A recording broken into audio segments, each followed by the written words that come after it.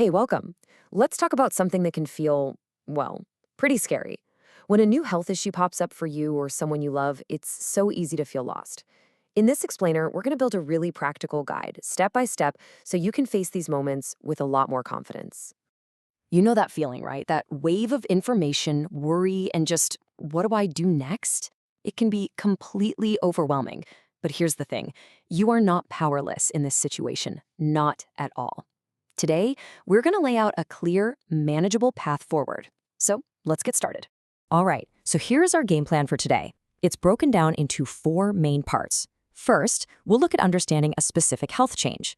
Then, we'll talk about making your home a safer space. After that, a really big one, how to make sure your voice is heard by your doctors. And finally, we'll wrap it all up with a simple toolkit you can start using right away. Okay, let's dive into part one, a change in vision. You know, the very first step in taking control of any health situation is to really, truly get what you're up against. This is our foundation for everything else we're going to do. So let's get specific. When we say a change in vision, we're often talking about something called low vision. Now, according to the National Eye Institute, this isn't just about needing a new pair of reading glasses.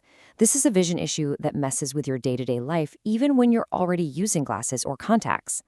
And here's the thing about these signs. They can be really subtle. It's almost never one big dramatic event. It's the little stuff, right? Like squinting to recognize a friend across the street or finding that the lights in your kitchen just don't seem as bright as they used to. It is so easy to just brush this stuff off. But actually recognizing these signs, that's the absolute first step toward getting the help you need. So, once you know the signs, the next question is, what do you do about it? And that brings us right to section 2. Creating a safer space. This is all about getting proactive and making sure your home is set up to keep you safe and independent.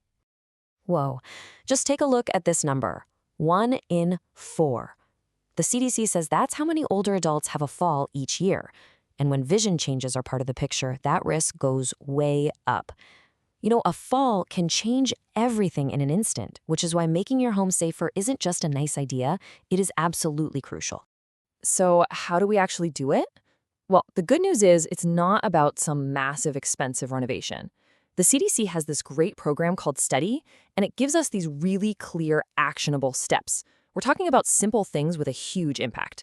Improving the lighting, especially in hallways. Getting rid of trip hazards like throw rugs. Adding a few grab bars. These are things you can do this weekend. And of course, backing it all up is that annual eye exam. Okay, let's talk about something that is just so important. Section 3, making your voice heard. This is all about making a mental shift, going from being a passive patient who just gets instructions to being an active, essential partner in your own healthcare.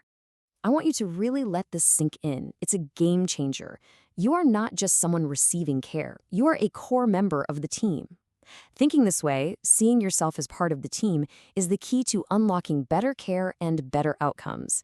It's about working together. And how do you do that? Well, it honestly comes down to one word: preparation. Just walking into an appointment with a few questions written down completely changes the dynamic. It tells your doctor you're engaged, and it makes sure that you use that very limited time to talk about what actually matters most to you. It's how you make the best decisions together. And if you're not sure what to ask, no problem. Here are some fantastic starting points inspired by AHRQ. These questions go beyond just what is it to what does it mean for me? Asking what happens if I don't do anything, or what are all my options? Those are power questions. They empower you to really weigh the pros and cons and make a choice that is truly right for you. Whew, okay, we have covered a lot of ground. So for our last section, we're going to pull all of these threads together. We're going to consolidate everything into one simple, powerful tool that you can take with you.